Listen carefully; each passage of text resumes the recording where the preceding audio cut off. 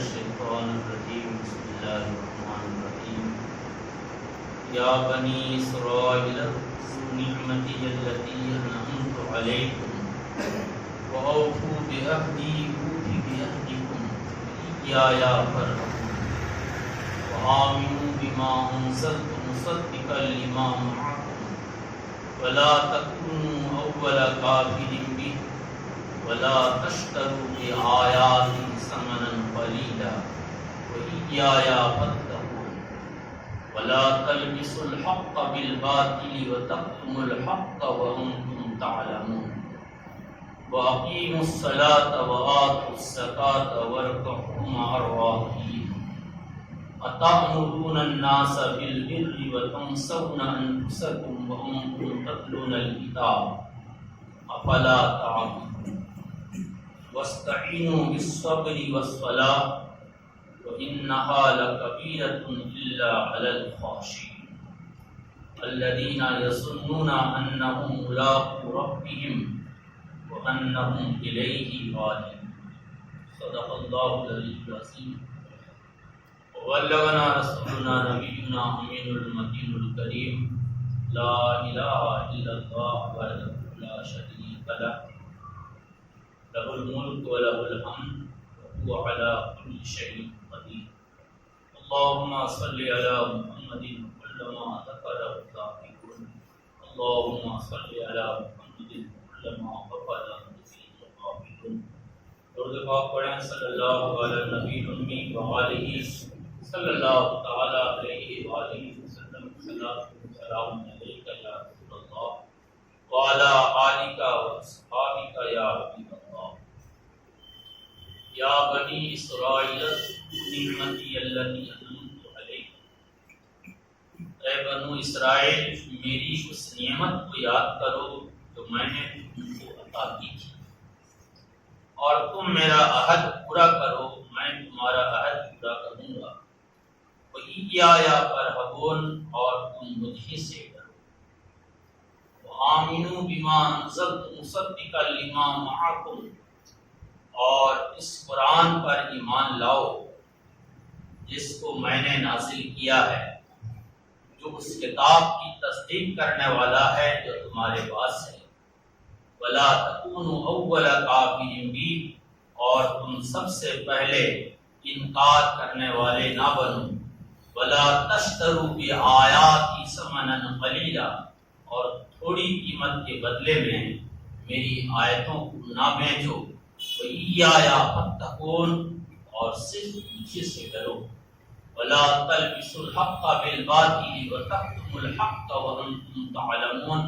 اور حق کو باطل کے ساتھ نہ ملاؤ اور جان بوجھ کر حق کو نہ چھپاؤ واقیموا الصلاة وآتوا الزکاة اور نماز کی پابندی کرو اور زکوٰۃ ادا کرو وارکعوا مع الراکعین اور رکوع کرو رکوع کرنے والوں کے ساتھ اتأمرون الناس بالبر وتنسون انفسکم کیا تم لوگوں کو نیکی کا حکم دیتے ہو اور اپنے آپ کو بھول جاتے ہو حالانکہ تم کتاب کی تلاوت کرتے ہو افلا تعقلون کیا تم سمجھ نہیں رکھتے واستعینوا بالصبر والصلاة اور صبر اور نماز کے ذریعے مدد حاصل کرو انہا لکبیرۃ الا علی الخاشعین اور بے شک نماز ضرور دشوار ہے سو ان لوگوں کے لیے جو اللہ کے سامنے جھکنے والے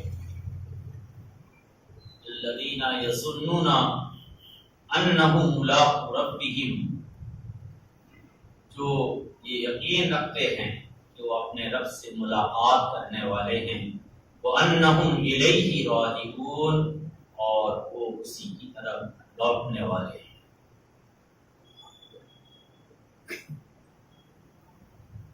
یہ 40ویں آیت سے لے کر 46ویں آیت البقرہ سورہ بقرہ سب سے بڑی سورت ہے اب اس کی ابھی چند آیتیں ہم نے سنی ہیں اور ہم نہیں جانتے کہ کتنی آیتیں آپ سن پائے ہیں. بڑی تو اتنی آیتیں کہی ہیں آپ نے کتنی پابندی کی ہے، کتنا وقت نکال سکے ہیں، کتنی نمازیں یہاں پڑھی ہیں، کتنی نمازیں کہیں اور پڑھی ہیں. اس لیے ہم نہیں جانتے کہ آپ نے کتنی آیتوں کا ترجمہ سنا ہے، لیکن ابھی تک 40 آیتیں ہو چکی ہیں. اس سے پہلے جمعہ کو میں نے عرض کیا تھا کہ اللہ عز و جل نے بنی اسرائیل پر اس طرح کے انعامات کیے تھے. وہ صرف اس آیت کے ایک جز پر یا بنی اسرائیل اذکروا نعمتی التی انعمت علیکم، اے یعقوب کی اولاد، اے اسرائیلیوں یاد کرو ان انعامات کو جو اللہ نے تم پر کیے ہیں. اس کے ایک جھلک ہم نے صرف اس آیت پر آپ کو بتائی تھی، وہ بھی چند آیات سے. اور آج آگے گفتگو ہو رہی ہے، سلسلہ وہی ہے کہ بنی اسرائیل پر اللہ عز و جل نے کس طرح نوازشیں کی ہیں.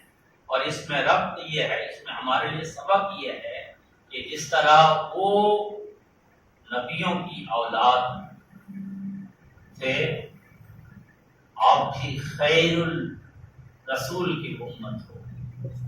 جس طرح اس امت کو سارے جہاں میں فضیلت دی گئی تھی، اسی طرح اس امت کو سارے جہاں میں فضیلت حاصل ہے. جس طرح وہ امت ذلیل و خوار ہو گئی، کہیں یہ امت بھی اسی دہانے پر تو نہیں جا رہی ہے، یا اسی دہانے پر تو آقت نہ کری ہے. قرآن کوئی قصہ نہیں ہے، کوئی ڈرامہ نہیں ہے سنتے جاؤ دیکھتے جاؤ. نہیں، اس میں ہر جز پر، ہر آیت پر، ہر جملے پر، ہر کلمات پر ہمارے لیے سبق ہے، نصیحت ہے، عبرت ہے. اللہ عز و جل فرماتا ہے یا بنی اسرائیل اذکروا نعمتی التی انعمت علیکم، اے بنی اسرائیل میری نعمتوں کو یاد کرو جو ہم نے تمہیں عطا کی تھی. نعمتیں کیا تھی؟ باتیں ہو چکی اور باتیں آئیں گی. وَأَوْفُوا بِعَهْدِي أُوفِ بِعَهْدِكُمْ، اور تم ہمارا وعدہ پورا کرو، ہم اپنا وعدہ پورا کریں.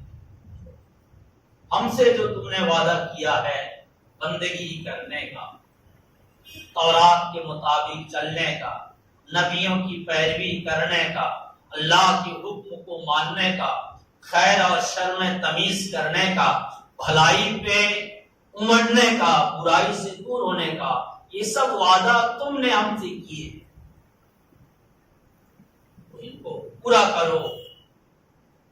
اوفی بعہدکم، ہم تمہارا وعدہ پورا کریں گے، تمہیں عزت دیں گے، سرفرازی دیں گے، ایمان کے ساتھ اور عزت کے ساتھ زندگی عطا کریں گے، اور مرنے کے بعد جنت کی انعام سے نواز دیں گے.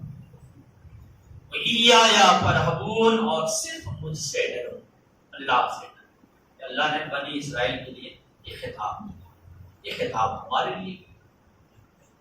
ہم نے بھی اللہ عز و جل سے بہت سے وعدے کر رکھے ہیں، اور اگر ہم بہترین امت ہیں تو اس لیے ہیں کہ ہم نے اللہ عز و جل کے حکموں کو ماننے، فرائض و واجبات کو ادا کرنے، اللہ عز و جل کے احکامات کی پابندی کرنے، رسول اللہ صلی اللہ علیہ وآلہ وسلم کی سنتوں کی پیروی کرنے کا عہد کیا ہے، وعدہ کیا ہے. اسی لیے اللہ عز و جل نے ہمیں بہترین امت قرار دیا ہے. بے شک ہمارے بڑوں نے کیا، جو اس امت کے سچے لوگ تھے، صالحین تھے، اچھے لوگ تھے، جن کا مکمل ایمان اللہ کی کتاب کے ہر جز پر تھا. انہوں نے شان کی زندگی گزاری ہے اور عملی زندگی گزاری ہے. اللہ عز و جل نے ہمیں اس عہد کے تعلق سے جو مختلف آیات میں حکم دیا ہے اس کی چند نظیر دیکھیے. بنی اسرائیل سے کیا کہا گیا کہ اوفو بعہدی، تم مجھ سے کیا ہوا وعدہ پورا کرو. اوفی بعہدکم، ہم تم سے کیا ہوا اپنا وعدہ پورا کریں گے. اللہ عز و جل نے ہم سے فرمایا یا ایھا الذین آمنوا اوفوا بالعقود، اے وہ لوگ جو ایمان لائے ہو اللہ پر اور محمد رسول اللہ صلی اللہ علیہ وآلہ وسلم پر اور آخری کتاب پر، اوفو بالوقود، پورا کرو وعدہ، پورا کرو وعدہ۔ وَإِذَا قُلْتُمْ فَاعْدِلُوا وَلَوْ كَانَ ذَا قُرْبَىٰ وَبِعَهْدِ اللَّهِ أَوْفُوا، اور جب تم کہو تو عدل کے ساتھ کہو، سچی بات کہو، گواہی دو، سچی گواہی دو، انصاف کرو تو قاعدے سے کرو، چہرہ دیکھ کر نہ کرو۔ وَلَوْ كَانَ ذَا قُرْبَىٰ، جس کے خلاف آپ بات بول رہے ہو، جس کے فیصلہ کرنے کے لیے منصف بنے بیٹھے ہو آپ، جس کے خلاف گواہی دینے کے لیے بیٹھے ہو، وہ باپ بھی ہو سکتا ہے، بھائی بھی ہو سکتا ہے، بیٹا بھی ہو سکتا ہے، چچا بابا بھی ہو سکتے ہیں، رشتے دار بھی ہو سکتے ہیں، محبوب نظر بھی ہو سکتے ہیں، اگرچہ وہ کوئی بھی ہوں، جب بات کرو سچی بات کرو اور انصاف کرو تو انصاف کرو۔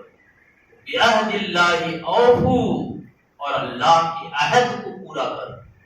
اللہ سے ہم نے عہد کیا کیا ہے کہ اللہ جو تیرا حکم ہے اسی کے مطابق ہم فیصلہ کریں گے،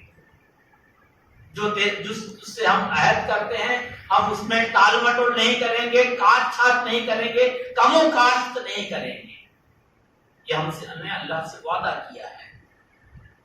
ذَلِكُمْ وَصَّاكُمْ بِهِ لَعَلَّكُمْ تَذَكَّرُونَ، اللہ فرماتا ہے یہ تمہیں وصیت کی جاتی ہے، یہ تمہیں نصیحت کی جاتی ہے، یہ تمہیں حکم دیا جاتا ہے، لعلکم تذکرون، تاکہ تم نصیحت ماننے والوں میں ہو جاؤ، نیکوکار ہو جاؤ، اچھے لوگ۔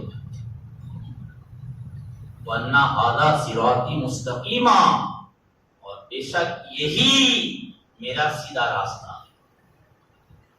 بار بار ہم کو حکم دیا گیا، اور ایک مومن ہونے کے ناطے جب بھی ہم اللہ کے لیے نماز کی نیت کرتے ہیں تو یہی نہ کہتے ہیں اہدنا الصراط المستقیم، اے اللہ ہمیں سیدھے راستے کی رہنمائی کرو، ہمیں سیدھے راستے پر چلا۔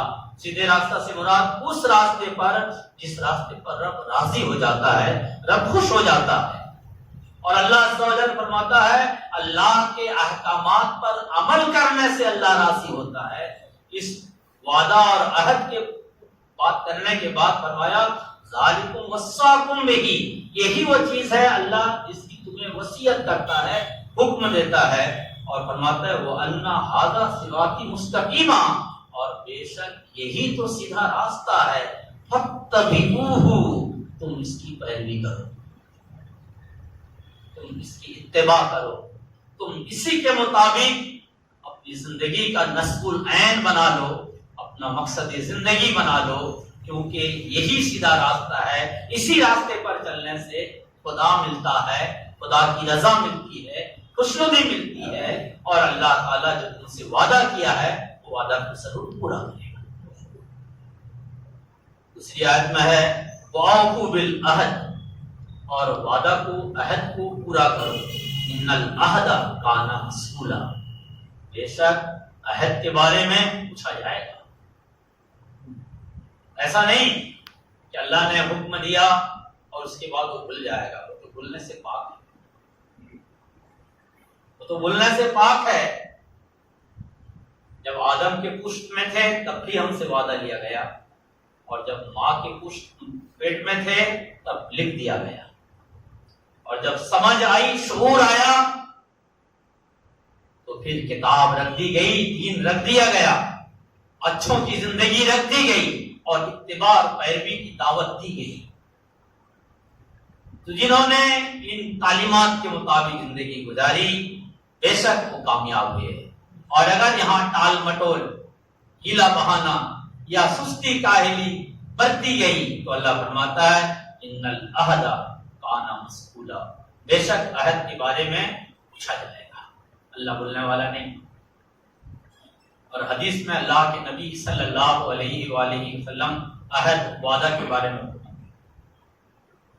عن انس رضی اللہ تعالی عنہ فقال رسول اللہ صلی اللہ علیہ وآلہ وسلم فلما خطبنا رسول اللہ صلی اللہ علیہ وآلہ وسلم، سیدنا انس رضی اللہ تعالی عنہ کہتے ہیں کہ جب ہم نے رسول اللہ صلی اللہ علیہ وسلم کو خطاب کرتے سنا، بارہا ایسا ہوا کہ ہم نے رسول اللہ صلی اللہ علیہ وسلم کو خطاب کرتے سنا، اور ضرور اس میں آپ نے کہا، نہیں کہا مگر یہ کہا، لا ایمان لمن لا امانت لا، اس کا کوئی ایمان نہیں جس میں امانت نہیں۔ لا ایمان لمن لا امانت لا، اس کا کوئی ایمان نہیں جس میں امانت نہیں۔ ولا دین لمن لا عہد لا، اس کا کوئی دین نہیں جس میں عہد کی پاسداری نہیں، وعدہ کی پاسداری نہیں۔ سیدنا انس رضی اللہ تعالیٰ عنہ کہتے ہیں کہ جب بھی نبی کریم صلی اللہ علیہ وسلم خطاب فرماتے تھے یہ ضرور کہتے تھے۔ دوسری حدیث ان قریدہ رضی اللہ تعالیٰ عنہ قال رسول اللہ صلی اللہ علیہ وآلہ وسلم العہد الذی بیننا وبینہم الصلاۃ فمن ترکها فقد کفر۔ حضرت بریدہ اسلمی رضی اللہ تعالیٰ عنہ کہتے ہیں کہ رسول اکرم صلی اللہ علیہ وآلہ وسلم نے فرمایا العہد الذی بیننا وبینہم، ایک عہد ہے اللہ کا ہمارے درمیان اور ان کے درمیان، وہ لوگ جو اسلام کو مانتے ہیں ان کے درمیان اور وہ لوگ جو اسلام کو نہیں مانتے ان کے درمیان۔ وہ عہد کیا ہے؟ الصلاۃ، نماز۔ عہد کیا ہے؟ نماز۔ فمن ترکہا، تو جس نے نماز کو چھوڑ دی، فقط کفر، اس نے کفر کیا۔ سیدنا فاروق اعظم رضی اللہ تعالیٰ عنہ یہ مانگتے تھے کہ جو نماز نہیں پڑھتا وہ مسلمان نہیں۔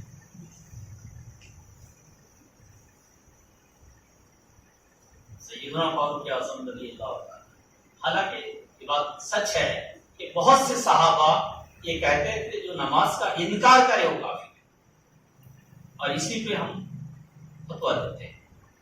لیکن سیدنا فاروق اعظم رضی اللہ تعالیٰ عنہ اگر یہ مانتے ہیں کہ جو نماز نہیں پڑھتا وہ کافر ہے، اور پھر اگر ہم نماز نہیں پڑھتے تو اپنا محاسبہ کریں۔ جب ہم اپنے آپ کو ٹٹولیں گے نا تبھی ہمیں لگے گا کہ بیمار ہے یا نہیں، بیماری ہے یا نہیں ہے، طبیعت بالکل حساس بشاش ہے یا کاہلی کی کئی گنجائش ہے۔ جب تک ہم اپنا محاسبہ نہیں کریں گے ہمیں احساس نہیں ہوگا۔ محاسبہ کرنا چاہیے۔ ظاہر حدیث یہی ہے، فمن ترکہا، جس نے اس کو چھوڑ دیا، فقط کفر۔ نماز بسا اوقات ہم صرف اس لیے چھوڑ دیتے ہیں ایک سستی ہے، کاہلی ہے، اور کچھ نہیں۔ ٹائم بہت ہے، وقت بہت ہے، اور اللہ کریم نے نماز کے لیے اتنا زیادہ وقت رکھا ہے، فجر کا اس وقت سے لے کے اس وقت تک، ظہر کا اس وقت سے لے کے اس وقت تک، عصر کا یہاں سے لے کر یہاں تک، مغرب کا یہاں سے لے کر یہاں تک، اور عشاء کا یہاں سے لے کر یہاں تک۔ بندہ صرف نماز پڑھنا چاہے تو بے شک نماز اس کے لیے آسان ہے۔ ومن ترکہا، جس نے اس کو چھوڑا، فقط کفر۔ عبداللہ ابن عمر رضی اللہ تعالیٰ عنہ، بات چل رہی ہوئی عہد پہ، اوفو بعہدی اوفی بعہدکم، بنی اسرائیل سے اللہ نے کہا تھا تم میرے عہد کو پورا کرو، میں تمہارے عہد کو پورا کروں۔ اور بنی اسرائیل سے کیوں کہا تھا؟ اس لیے کہ اللہ نے ان کو دنیا جہاں میں فضیلت دی تھی، دنیا کی بہترین قوم تھی، نبیوں کو ماننے والی تھی، اللہ کی وحدانیت پر ایمان رکھنے والی تھی۔ وہ قوم بکھر گئی تو آخری قوم آئی محمد رسول اللہ صلی اللہ علیہ وسلم پر، چونکہ وہ بھی آسمانی کتاب کو مانتی ہے، رسولوں کی پیروی کرتی ہے، اللہ کی وحدانیت پر ایمان رکھتی ہے، اس لیے جو انسان کی فضیلت کی چیز تھی، جو انسان کو انسان بنانے والی چیز تھی، اللہ نے وہ اس قوم کو عطا کر دی۔ ان الغادر ينصب له لواء یوم القیامہ، فرمایا جو عہد کو توڑتا ہے، جو عہد کو توڑنا، آپ سے کسی نے عہد کیا اور دگا دیا، وعدہ کیا اور دھوکہ دیا، تو فرمایا ان الغادر ينصب له لواء یوم القیامہ، جو شخص عہد کو توڑتا تھا قیامت کے دن اس کے پہلو میں ایک جھنڈا گاڑ دیا جائے گا۔ ایک جھنڈا گاڑ دیا جائے گا، فَيُقَالُ هَٰذِهِ غَدَرَ، اور کہا جائے گا یہ وہ شخص ہے جو وعدہ اور عہد کی پاسداری نہیں کرتا تھا، کبھی خدا کا عہد توڑتا تھا، کبھی خدا کے بندوں کا عہد توڑتا تھا، اور کہا جائے گا فلان بن فلاں، یہ شخص اس کا فلاں آدمی کا عہد اور وعدہ توڑنے والا ہے۔ تو بات چلی تھی اور تم میرا عہد پورا کرو، ہم تمہارا عہد پورا کریں گے۔ بنی اسرائیل سے بھی تھا، ہم سے بھی۔ وَآمِنُوا بِمَا أَنزَلْتُ مُصَدِّقًا لِمَا مَعَكُمْ، اور اس قرآن پر ایمان لاؤ جس کو میں نے نازل کیا ہے، یہ اس کتاب کی تصدیق کرتی ہے جو تمہارے پاس ہے۔ جس طرح ہم سے کہا جاتا ہے قیامت آنے والی ہے، قیامت آنے والی ہے، قیامت آنے والی ہے، جب ہم نے شعور سنبھالا، ہوش آیا، تو ہمیں ہمارے ماں باپ نے بتا دیا قیامت آنے والی ہے۔ اور اگر کوئی بگڑا ہوا تھا تو قاضی صاحب نے نکاح کے وقت پڑھا دیا کہ صاحب قیامت آنے والی ہے۔ ایمان اسی کا نام ہے۔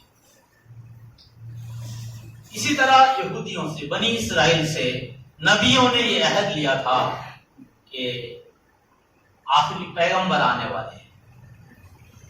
جس طرح تم نے ہم سے پہلے یعنی موسیٰ علیہ السلام، جب موسیٰ علیہ السلام کہہ رہے ہیں کہ جس طرح تم ہمیں مانتے ہو، اس طرح جب آخری پیغمبر آئیں گے محمد رسول اللہ صلی اللہ علیہ وآلہ وسلم، ان پر بھی ایمان لے آنا، جبھی تم مومن کہلاؤ گے۔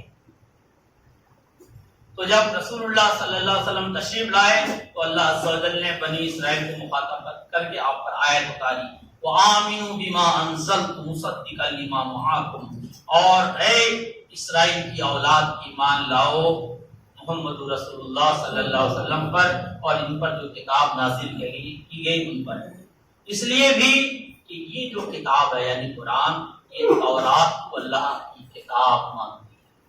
یہ کتاب اس کتاب کا انکار نہیں کرتی کہ ہم اس کو اللہ کی کتاب نہیں مانتے۔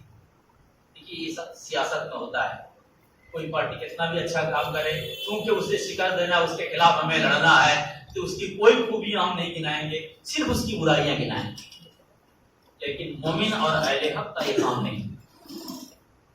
وہ کہے کہ یار ہم محمد رسول اللہ صلی اللہ علیہ وسلم کے ماننے ہیں، عیسیٰ علیہ السلام پر جو کتاب اتری اس کی مان لائے، نہیں، عیسیٰ علیہ السلام پر جو کتاب اتری ہے وہ اللہ کی کتاب ہے، اور عیسیٰ علیہ السلام جو شخص ہیں وہ اللہ کے پیغمبر ہیں۔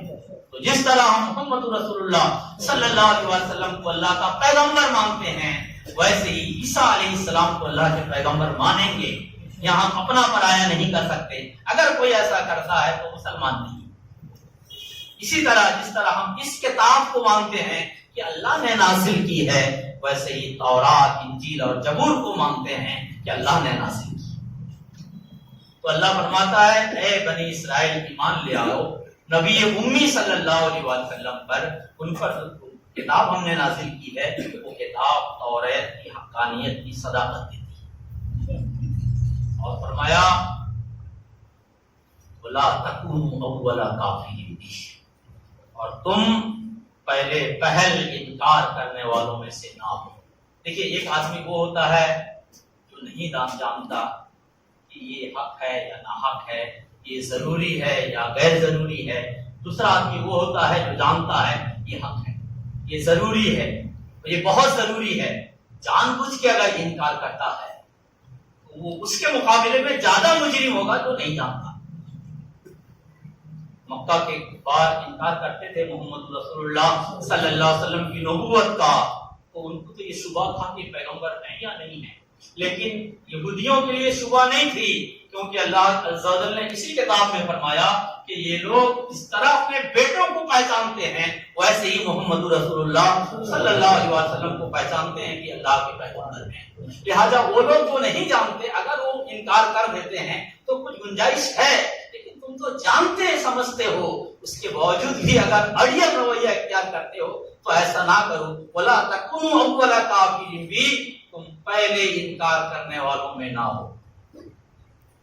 اس کے بعد رب نے فرمایا ولا تشتروا بآیاتی ثمنا قلیلا، اور اللہ کی آیتوں کو چند پیسوں کے لیے مت بیچو. کہ یہ تورات میں جو نبی کریم صلی اللہ علیہ وسلم کی خوبیاں تھیں، جو نبی کریم صلی اللہ علیہ وسلم کی نشانیاں اور علامات تھیں، وہ اس کو بدل دیتے تھے. کہتے تھے کہ یہ ایسا نہیں ہے، ایسا ہے، ایسا نہیں ایسا ہے. جبکہ نبی کریم صلی اللہ علیہ وسلم کی آمد سے پہلے وہ گلی گلی میں اس بات کی تبلیغ کرتے پھرتے تھے کہ صاحب بہت جلد آخری پیغمبر آنے والے ہیں جن کے توسل سے ہم تم پر غالب آ جائیں گے.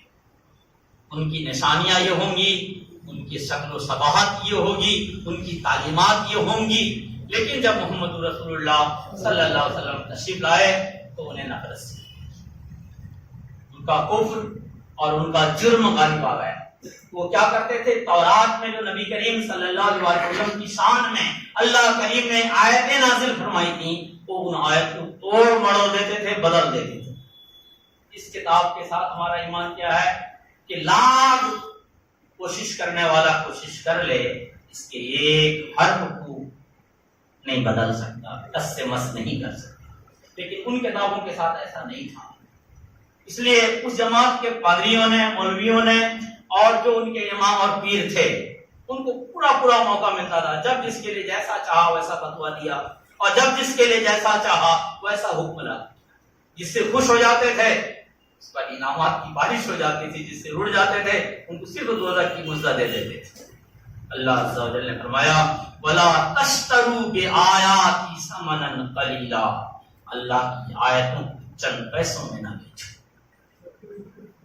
یہ بات ہم پر بھی، اگر ہم نے بھی اللہ عز و جل کی اس کتاب کے ساتھ مذاق کا رویہ اختیار کیا، کسی کو کچھ بتایا، کسی کو کچھ بتایا، کسی کو اسی کے ذریعے سے خوش کرنے کی کوشش کی اور کسی کو ناراض کرنے کی کوشش کی، کسی سے اس کے من کی بات کی تصدیق کی اور کسی سے دوسرے کے من کی تصدیق کی، تو اللہ عز و جل ان پہلے لوگوں کے ساتھ جو کیا اس امت کے ساتھ بھی ہوگا، ہمارے ساتھ بھی ایسا ہو سکتا ہے. اس لیے ہمیشہ اللہ عز و جل سے دعا کرنی چاہیے، اللہ ہمیں حرص سے بچا، لالچ سے بچا، نفسیات سے بچا، کہیں قرآن کے ساتھ ہم بھی ویسا نہ کر جائیں جیسے اس سے پہلے ظالموں نے اللہ کی کتاب کے ساتھ خرد کر ڈالی. وَإِيَّايَ فَاتَّقُونِ، اللہ فرماتا ہے صرف مجھ سے ڈرو، کیونکہ یہی ایک چیز ہے جب بندہ خدا سے ڈرتا ہے نا تو پھر کسی سے نہیں ڈرتا. ہو سکتا ہے آپ چاہتے ہوگے کہ آپ کے لیے آپ یہ کام کر دیا جائے، لیکن وہ بندہ کہتا ہے نہیں صاحب، آپ وہ کتنے بڑے رسوخ والے، دبدبہ والے، گنڈا گردی کرنے والے، اپنی جگہ کیا کرو گے؟ زیادہ سے زیادہ جان لو گے، اس سے زیادہ کیا کرو گے؟ لیکن ہم اللہ کی کتاب کے ساتھ خرد نہیں کر سکتے، پھر یہاں بندے کا درجہ بڑھ جاتا ہے. تو اگر بندہ اللہ سے ڈرتا ہے، چاہے وہ بڑا ہو یا چھوٹا ہو، یقین جانیے وہ جرائم سے بچ جاتا ہے. اللہ عز و جل ہمیں اپنے مولا سے ڈرنے کی توفیق عطا. وَلَا تَلْبِسُوا الْحَقَّ بِالْبَاطِلِ وَتَكْتُمُوا الْحَقَّ وَأَنْتُمْ تَعْلَمُونَ، اور حق کو باطل کے ساتھ نہ ملاؤ اور دیدہ و دانستہ حق کو نہ چھپاؤ. حق کو باطل کے ساتھ نہ ملاؤ. پہلی بات خطاب تو انہی سے ہے، تورات پر ایمان رکھنے والوں سے، موسیٰ علیہ السلام سے، قوم سے. لیکن وہ حدیث ہم نے سنائی تھی گزشتہ جمعہ کہ میری امت اس امت کی طرح ہو جائے گی جیسے ایک جوتا دوسرے جوتے میں برابری ہوتی ہے، یہ بھی بالکل برابر ہو جائے گی. یہاں تک کہ اس قوم میں اگر کسی نے اپنی ماں سے بدکاری کی ہوگی تو یہاں بھی کوئی ظالم ایسا ہوگا جو ایسا کر جائے گا. اور وہ 72 فرقوں میں بٹ گئے تھے، تم 73 فرقوں میں بڑھ جاؤ گے. تو وَلَا تَلْبِسُوا الْحَقَّ بِالْبَاطِلِ، اور حق کو باطل کے ساتھ نہ ملاؤ اور دیدہ دانستہ حق کو نہ چھپاؤ. ٹھیک ہے، اگر کبھی ہم سے کوئی گناہ ہو رہا ہے تو اس کو گناہ مانو، یہ نہ کہو کہ نہیں صاحب یہ گناہ نہیں ہے، وہ تو ایسے ہے، وہ تو ایسے ہے. امیر گنج کی مسجد میں نے دیکھی تاجیہ پرستوں نے تاجیہ مسجد میں لے جا رکھا ہے. ابھی ٹھیک ہے، تم اس کو جائز مانتے ہو، کچھ بھی مانتے ہو، کم سے کم اپنا امام بڑا بناتے ہو، وہاں رکھ لو. لیکن یار مسجد اللہ کا گھر ہے، اتنی جرات ہو گئی کہ تم مسجد میں تاکہ رکھتے۔ ٹھیک ہے، وہ جائز ہے ناجائز ہے ہم اس پہ بحث نہیں کرتے، آپ اس کو جائز مانتے ہو، آپ نے امام بڑا بنا رکھو، وہاں رکھیے، پھر اگر وہاں کوئی جائے تو آپ سے جھگڑیے، لیکن خدا کے گھر ہے، مسجد ہے، نماز پڑھنے کے لیے ہے۔ اللہ نے قرآن پاک میں کعبہ شریف کے لیے بار بار فرمایا ابراہیم اور اسماعیل علیہ السلام کہ اس گھر کو پاک صاف رکھو، نماز پڑھنے والوں کے لیے، سجدہ کرنے والوں کے لیے، اعتکاف کرنے والوں کے لیے، طواف کرنے والوں کے لیے، اس میں کوئی کام نہیں۔ تو ٹھیک ہے، اس کو آپ ثواب سمجھتے ہو، آپ گناہ سمجھتے ہو، یہ آپ کا میٹر ہے۔ بہت سارے معاملات ہیں جہاں لوگ یہ خیال کے نہیں، بہت سے نظریات رکھتے ہیں، لیکن مسجد اللہ کا گھر ہے، آپ بھی اتنا ہی مسجد کا احترام کرتے ہیں جس طرح دوسرا بھائی آپ کا کرتا ہے، تو مسجد کے احترام میں سب ایک ہو جاؤ۔ وَلَا تَلْبِسُوا الْحَقَّ بِالْبَاطِلِ وَتَكْتُمُوا الْحَقَّ وَأَنْتُمْ تَعْلَمُونَ۔ کہتے یہ تھے کہ یہودی کہتے تھے کہ یار یہی تو محمد ہیں، کہا کہ نہیں، محمد کی جو خصوصیات ہیں وہ یہ نہیں ہے، اور اگر یہ ہیں بھی تو یہ بنی اسماعیل کے لیے ہیں، بنی اسرائیل کے لیے نہیں۔ تو مان تو لیا کہ یہ نبی محمد رسول اللہ صلی اللہ علیہ وسلم اللہ کے آخری پیغمبر ہیں، بہت سی نشانیاں ہیں جن کا ہم انکار نہیں کر سکتے، لیکن ساتھ ساتھ یہ بھی کہہ دیا کہ صاحب یہ بنی اسرائیل کے لیے نہیں، بنی اسماعیل کے لیے ہے۔ اللہ عز و جل فرماتا ہے وَلَا تَلْبِسُوا الْحَقَّ بِالْبَاطِلِ وَتَكْتُمُوا الْحَقَّ وَأَنْتُمْ تَعْلَمُونَ، اور حق کو باطل کے ساتھ نہ ملاؤ اور جان بوجھ کر حق کو نہ چھپاؤ، جان بوجھ کر حق کو نہ چھپاؤ۔ اللہ عز و جل ہمیں حق پر عمل کرنے کی توفیق دے، کتاب آخری کتاب کے ہر جز پر اور ہر ذرات پر ایمان رکھنے میں مدد فرمائے، آمین ثم آمین۔